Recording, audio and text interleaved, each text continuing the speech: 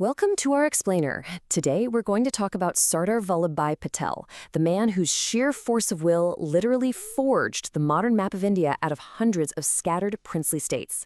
So let's start with a little thought experiment. Just imagine for a second a map of India where you'd need a visa to travel from, say, Hyderabad to Mysore. A place so broken up, it was really a collection of over 550 independent countries. Now, this isn't some wild fantasy. This was the very real, very dangerous situation facing India the moment it gained independence. The potential for what's called balkanization, that's the violent splintering of a country into little, hostile pieces, it wasn't just a threat, it was the most likely outcome. It was a crisis that was avoided, almost single-handedly, by the absolute determination and strategic mind of one man.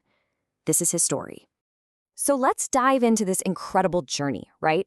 We've broken it down into 6 key chapters for today's explainer, taking us all the way from his early sacrifices to his ultimate role as the true architect of a united India.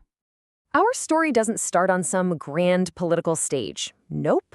It begins in the quiet villages of Gujarat, where a pretty ordinary man's extraordinary ambition first began to take root. So Vallabhbhai Patel was born back in 1875 to a simple farming family, but you could say that nationalism was in his blood. His father, Javerbhai, had actually fought in the Indian Revolt of 1857, and even as a kid in school, Patel's leadership qualities were obvious. He was known for organizing student strikes against teachers he thought were unfair. But his big dream, his real ambition, was the law.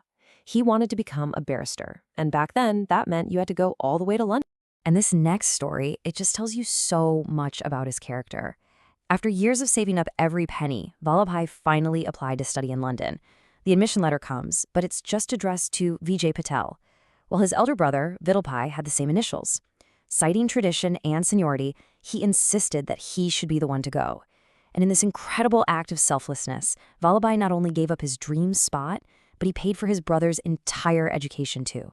His own journey to London was marked by just unbelievable resolve.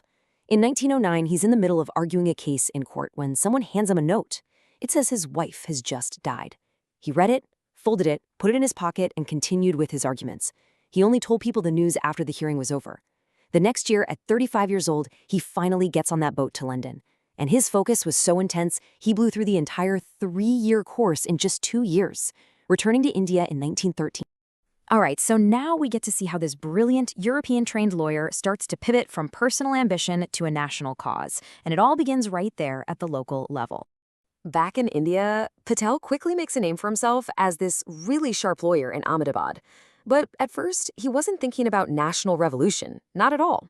His focus was on local city issues.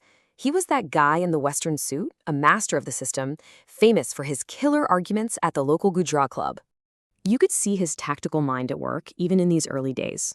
He decided to take on this corrupt British officer from the ICS, the Indian Civil Service, who was running the city. Patel just ran this relentless, meticulous campaign exposing all the guy's misdeeds. The public pressure got so huge that the government had no choice but to transfer him. And that was a huge deal, a stunning victory against the ICS, which was basically the steel frame of the British Empire in India. But the real turning point, the moment everything changed for him, was meeting Mahatma Gandhi. You know, at first, Patel was a total skeptic. He actually used to make fun of Gandhi's ideas about nonviolent resistance. But after he saw it work, in movements like the Champaran farmers' protest, he was completely converted. The Western suits, gone, replaced by the simple Indian dhoti. The local politician became a national freedom fighter, and the skeptic, he became Gandhi's most trusted, most effective right-hand man. Okay, so this next part is all about how Patel earned the title that would stick with him for life, Sardar, which means chief or leader. And this wasn't some title he got in a fancy political meeting. It was forged in the heat of a farmer's revolt. So the whole thing started in a place called Bardoli in Gujarat back in 1928. Out of nowhere, the British government jacked up the land tax on farmers by a staggering 22%. I mean, this was a move that was going to bankrupt thousands of families. Patel's response was just a masterclass in organization. He broke the entire district down into camps, each with its own leader. He brought thousands of women to the forefront, making them the face of the movement. He even set up a little intelligence network. Lookouts would spot tax collectors coming and sound an alarm, giving everyone time to lock their doors and vanish. The discipline was incredible. Not a single rupee of that unfair tax was to be paid. And in the end, the government completely caved. They had to appoint a commission which found, surprise, surprise, that the tax hike was unjust, and they slashed it. It was a total victory.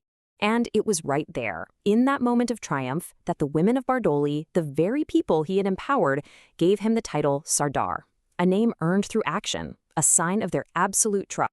So now he's a national figure, and Sardar Patel's influence just explodes. He becomes the organizational engine of the Indian National Congress, the guy who turned big ideas into concrete action, a lot of the time from behind the bars of a British prison. From this point on, Patel is at the center of everything. For the famous Dandi Salt March in 1930, he's the one who meticulously planned the whole route. In fact, the British knew how powerful his organizing skills were, so they arrested him before the march even started, just hoping to derail it.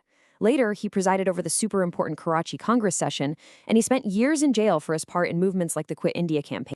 And his time as president at that 1931 Karachi session was truly historic. See, it happened just days after the execution of the revolutionaries Bhagat Singh, Sukhdev, and Rajguru, so the whole country was angry and grieving. Under Patel's leadership, Congress passed a landmark resolution. For the very first time, they clearly defined what Swaraj, or self-rule, really meant. It wasn't just about getting rid of the British. It was about the kind of India they wanted to build, one with guaranteed fundamental rights, civil liberties, and a plan for the national economy. So when independence finally comes in 1947, it drops the biggest, most mind-boggling challenge right in Patel's lap: how to stop the brand new map of India from being torn into a million little pieces. The whole problem really came down to one number: 565. That's roughly how many princely states existed inside India's borders. And when the British left, every single one of these states, some as big as countries in Europe, had the legal right to join India, join Pakistan, or just declare themselves independent. It was a complete recipe for chaos. As India's first Home Minister, Patel pulled out a brilliant four-part strategy that was rooted in ancient Indian statecraft. First came Sam, persuasion, appealing to the ruler's patriotism. Second was Dam, the price, offering them a privy purse, basically a government pension in exchange for their kingdom. Third was Beed, division, stirring up popular revolts against rulers who were being stubborn. And the last resort, Dant, punishment, the use of force. And he applied this strategy with surgical precision. In Travancore, the threat of a popular uprising, that's the division policy, was enough to make the ruler change his mind. In Junagadh, the ruler wanted to join Pakistan, so Patel supported a local revolt that made him flee. That led to a vote, and the people overwhelmingly chose India. And finally, in Hyderabad, when the Nizam flat-out refused to join, Patel launched Operation Polo. It was a swift police action, the punishment policy, and it integrated the state in just a few days. So, after literally piecing together the map of a new nation, what is the enduring legacy of the man they call the Iron Man of India? You can really boil Patel's life down to 5 clear things. 1, he was a self-made man with incredible personal resolve. 2, he was a master organizer who could turn protests into victories. 3, he was a tough, practical leader who put the unity of India above everything else. 4, he was, quite simply, the unifier who created the political map we know today. And 5, through it all, he truly earned his titles, the Iron Man and the architect of modern India. Sardar Patel's work really leaves us with this one final, really important question. You see, he didn't just draw borders on a map, he forged a unified will among millions of diverse people. And it makes you wonder, what's the true foundation of a strong nation? Is it just the lines on a map, or is it that shared sense of purpose that he worked so tirelessly to build?